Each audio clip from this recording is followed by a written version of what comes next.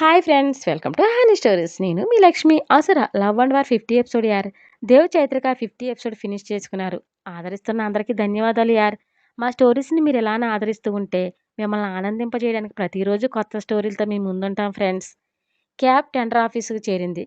కిందకి దిగి cab code scanner చేసి పే చెల్లించి బ్యాగ్తో సహా లోపలికి వెళ్ళింది జాను. ముఖానికి స్కార్ఫ్ కట్టుకుని జీన్స్ టాప్లో ఉన్న జానుని చూసి ఎవరేమీ అన్నట్లు చూస్తున్నారు అందరూ. వాళ్ళతో పాటు టెండర్ ఫైల్ సబ్మిట్ చేసి కూర్చున్న జయంత్ కూడా చూస్తుండగా నొసలు కొంచెం కొంచెం దగ్గరకు ముడిపడి జాను అని అతని పెదవులు ఉచ్చరించాయి. టెండర్ ఫైల్ సబ్మిట్ చేసి కళ్ళకున్న గగుల్స్ తీస్తూ వచ్చి చైర్లో కూర్చుని కాలు మీద కాలేసిన జాను దవడ కండరాలు బిగించి, నీ అన్నగాడు రావడానికి మొహం చెల్లక నేను పంపించాడా, లేక ఆ విదురుగాడి కంపెనీ తరపున టెండర్ వేయడానికి వచ్చావా అని నిన్నర్లో ఈర్ష్యతో భగ్గున మండుతున్నాడు జయంత్. వారకంట సెగలో పగలు కక్కుతున్న జయంత్ని చూసి అప్పుడు మొహం మీద ఉన్న స్కార్ఫ్ తీసింది జాను. మబ్బుల చాటు నుండి చందమామలా బయటికి వచ్చినట్లు వెలిగింది ఆమె మొమ్ము. వెన్నెలంతా స్వచ్ఛగా ఉన్న జాను మొహాన్ని అలాగే చూస్తూ తనకు తానే మర్చిపోయాడు జయంత్. తిను ఎవరు, దేవాన్ సిస్టరా అంటే భరద్వాజ్ గారి కంపెనీ కూడా టెండర్ వేస్తుందా, అయితే ఇంకా మనం ఈ టెండర్ మీద ఆశ వదులుకోవడమే బెటర్ అని వేరే బిజినెస్ పర్సన్స్ మాట్లాడుకోవడం జయంత్ చెవులకి చేరి అప్పుడు సెన్స్లోకి వచ్చి వాడేమైనా తోపా, అందరూ వాడిని అందల మీద పెడుతున్నారు అని కచ్చిగా అనుకుంటూ పళ్ళు పటపటా కొరికాడు. అవును గూట్లేకే, నాన్న తోపే అనే మీనింగ్ వచ్చేలా ఒక లుక్ విసిరింది కాలు ఊపుతుంది జాను. టైం ఆపవడంతో ఆఫీసర్స్ వచ్చి టెండర్ ఫైల్ తీసుకుని పరిశీలించడం మొదలుపెట్టారు. విరాట్ మ్యాన్సన్ చేసిన కోడ్ కంటే దేవాన్స్ వేసిన కోడ్ ఎక్కువ ఉంది. వీళ్ళిద్దరికంటే జస్ట్ 10,000 కోడ్లో జయంత్ వేశాడు. అన్నీ చెక్ చేసి వచ్చి, హలో ఎవరిబడి, ఈరోజు వచ్చిన టెండర్లో అతి తక్కువ అమౌంట్తో కోట్ చేసిన విఆర్ కంపెనీ టెండర్ గెలుచుకుంది అని అనౌన్స్ చేశాడు. అది వినగానే కోపం లావాలా ఎగతన్ని బయటకు వచ్చింది. కూర్చున్న చేతితో నలిపేస్తూ కాళ్ళ నుండి నిప్పులు కురిపించాడు జయంత్. తన చైర్ నుండి లేచి ఆఫీసర్ దగ్గరికి వెళ్ళింది జాను. గబాల్ని పైకి లేచి విసురుగా బయటికి వెళ్ళిపోయాడు జయంత్. తన కారులోనే ఉండి విదుర్ని వెళ్ళమన్నాడు దేవ్. తాపీగా పాకెట్లో హ్యాండ్స్ పెట్టుకుని సన్నగా విజిల్స్ వేసుకుంటూ ఎంట్రన్స్లో జయంత్కి ఎదురొచ్చాడు. విజయగర్వంతో వెలిగిపోతున్న విదురు మొహాన్ని చూడగానే మంట నచ్చడానికి ఎక్కి కళ్ళతోనే కాల్చేసేలా చూస్తూ, చాలా హ్యాపీగా ఉన్నట్లున్నావు దేవ్, దేవ్ వేసిన భిక్ష అనుకుంటా అని వ్యంగ్యంగా అన్నాడు జయంత్. భిక్ష కాదు, ఫ్రెండ్గా, హెల్ప్ కాబోయే బావగా నా బతుకు కోరుతున్నా. నీకేం తెలుస్తుందిలే ఫ్రెండ్షిప్ విలువ, భావ, బంధం గురించి అని రాగాలు తీస్తూ వెళ్ళాడు విదుర్. మిమ్మల్ని ఎవరిని వదలనరా, జాను నీదని పొంగిపోతున్నావు కదూ, దాన్ని నీకు దక్కనేమను అని కోపంతో బొసలు కొడుతూ వెళ్ళాడు జయంత్. సైన్ చేసి పేపర్ తీసుకుని వచ్చింది జాను. చిరునవ్వులు రువ్వుతూ థ్యాంక్స్ రా బంగారం అన్నాడు విదుర్. అందరూ కంగ్రాట్స్ చెబుతుంటే నవ్వు మొహంతో థ్యాంక్స్ చెప్పి పదరా నీకు మంచి ట్రీట్ ఇస్తాను అని జాను చేతిని పట్టుకుని తీసుకెళ్ళాడు విదుర్. కారులో దేవు పక్కన చేరిపోయి, అన్నయ్య టెండర్ మందే అని చిన్నపిల్లలు ఎగురుతూ సంతోషంగా చెప్పింది జాను. మీ ఇద్దరికి ఫస్ట్ గిఫ్ట్, ఎంజాయ్ అని నవ్వి కార్ స్టార్ట్ చేశాడు దేవ్. ఇది ఎరవేసి కట్నం దుబ్బేద్దామని ప్లాన్ వేస్తే నేను ఊరుకోను చెబుతున్నా అంటూ నోటు దోళ్ళ చూపించాడు విదుర్. చిన్ను వాడిని కిందకి గినేద్దామా, కట్నం అంటున్నాడు చూడు, ఫుల్ ట్రాఫిక్ ఉన్నప్పుడు తోసేద్దాం అన్నయ్య, టైర్ కింద నిమ్మకాయలా పచ్చడవుతాడు అని గుర్రగా చూసింది. ఒసే నువ్వు అసలు భారతనారివేనంటే అసలు మొగుడి మీద మర్డర్ ప్లాన్ చేస్తావా, అవ్వా ఇదేనా మన దేశ సంస్కృతి అని బుగ్గలు నొక్కున్నాడు విదుర్. నేను క్రీస్తు పూర్వం పీసిన కాదు బంగారం, లేటెస్ట్ వెర్షన్, సో ఎక్స్ట్రాలు ఇలానే ఉంటే అని నవ్వి, అబ్బబ్బా ఏం మాడింది మన బావగాడి మొహం, నల్ల సింగరైన బొగ్గేనయం అని నవ్వింది జాను. ఇది జస్ట్ ట్రైలర్ మాత్రమే అని రెస్టారెంట్ దగ్గర కారాపి ఎంజాయ్ అన్నాడు దేవ్. ఇద్దరు దిగి బై అన్నయ్య అంది జాను. టేక్ కేర్ అని కార్ స్టార్ట్ చేసుకుని వెళ్ళాడు దేవ్. ఎంచక్క గెస్ట్ హౌస్ దగ్గర డ్రాప్ చేయొచ్చు కదే అని నోటి ద్వారా చూపించాడు విదుర్. గిర్రుని వెనక్కి తిరిగి వెళ్ళబోయింది జాను.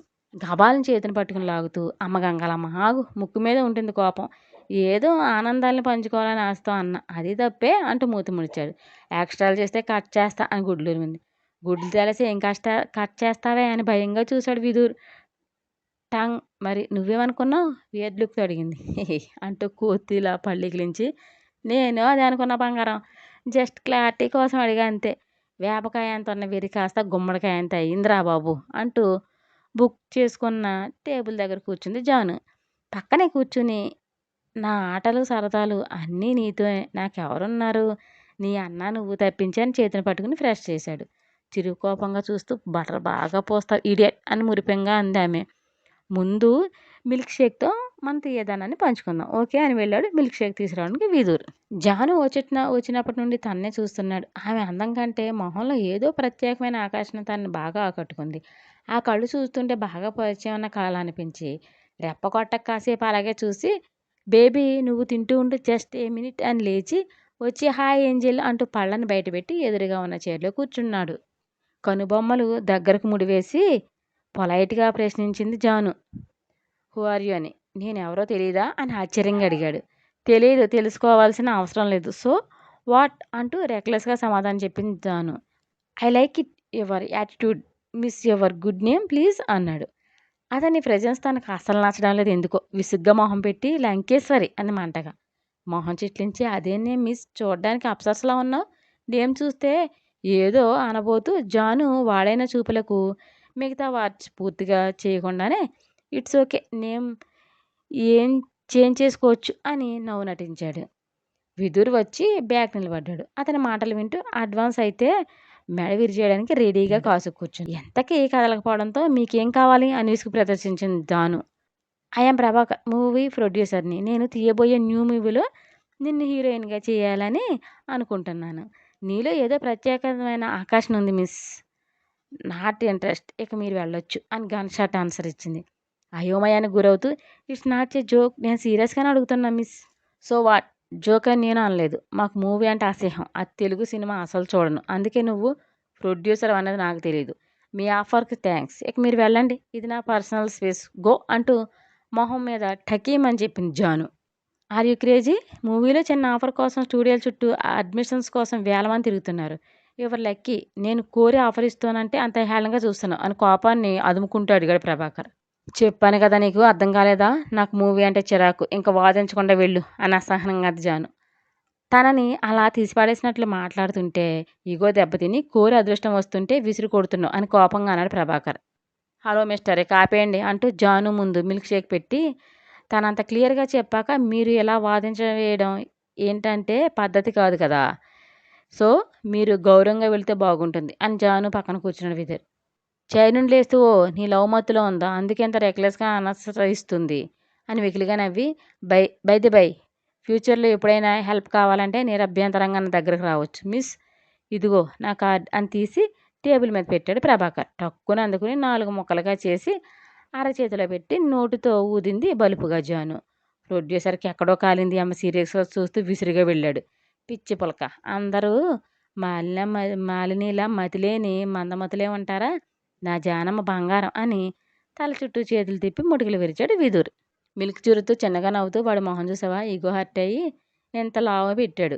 ఎదవలు ఇలాంటి వాళ్ళ వల్ల సమాజానికి మీలు కంటే కీడే ఎక్కువ జరుగుతుంది అని పళ్ళు నూరింది జాను. మనసులో బాధగా ఉన్నది పైకి అనిపించనివ్వకుండా అవునే బంగారం వాడికి నీ ఒరిజినల్ నేమ్ ఎందుకు చెప్పవే. పాపం ముసలోడి ఎక్స్ప్రెషన్ చూసావా ఎంత ఘోరంగా ఉన్నాయో అంటే ఇచ్చేశాడు విదూర్. గుర్రుగా చూసింది జాను. అబ్బాయి ఏం కళ్ళే తాటి ముంజుల్లా. ఇక ఈ లిప్స్ జీన్స్ ప్యాంట్ జిప్స్ ఇక ఈ ముక్కు ఉంది చూసావా అంటూ ముందుకు జరుగుతుంటే పబ్లిక్ ప్లేస్ వేషాలు వేస్తే కోజికారం కొరత అని డెడ్లీ వార్నింగ్ ఇచ్చింది జాను.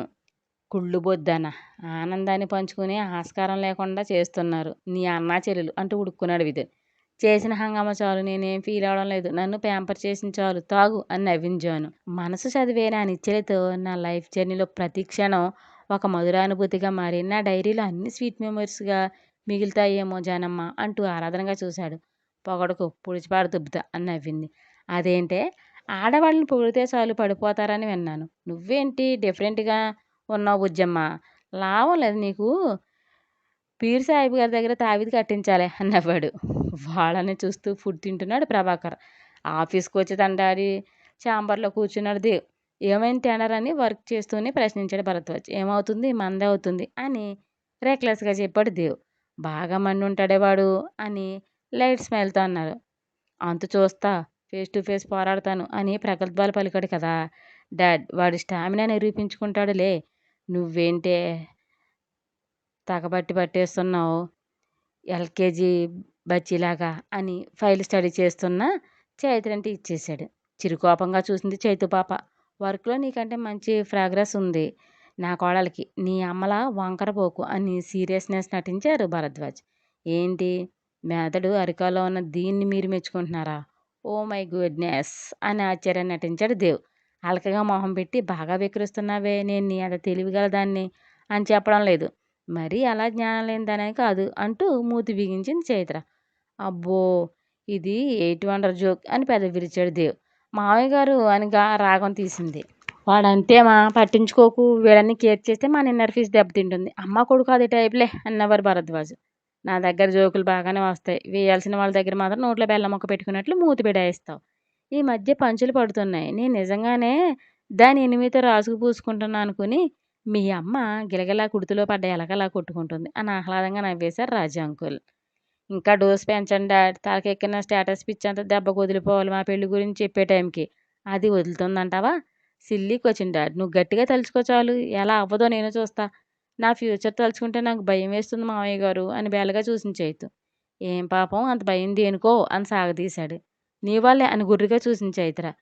నువ్వు కొత్తగా వంకర వేషాలు నేర్చుకుంటే డాడ్లా నేను నటన గట్రా ఏమి చేయనే తింగరి. రోజుకో దాన్ని తెచ్చి కొంపలో పెడతా పెంట.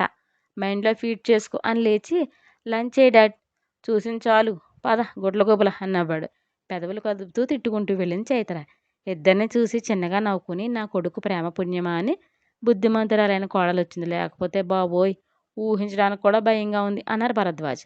లంచ్ తినే మూడ్ లేదు, నువ్వు తినిపిస్తే తింటానంతే అని సోఫాలో కూర్చుని ఒళ్ళు విరుచుకున్నాడు దేవ్. నువ్వు సైకో అని ఎవరు చెప్పలేదా శవా అని కచ్చిగా అంది చైత్ర. వాళ్ళు వీళ్ళు చెప్పేదంటే బొక్క, నేనే సైకో అని నాకు తెలీదా ఏంటి అని కళ్ళు ఎగరేశాడు. మూతి మూర ముందుకు తెచ్చి ముడిచి, ముండివాడు రాజుకంటే బలవంతుడని మా నాని చెప్తుంటే ఏంటో అనుకున్నా, నేను చూస్తుంటే తెలుస్తుంది అని భోజనం ప్లేట్లో పెట్టుకుని దేవు పక్కన కూర్చుని చైత్ర. అబ్బో చాలా గొప్ప విషయం కనిపెట్టావే పుట్టి, నువ్వు గ్రేట్ బిడ్డ అంటూ భుజం తట్టాడు అల్లరిగా.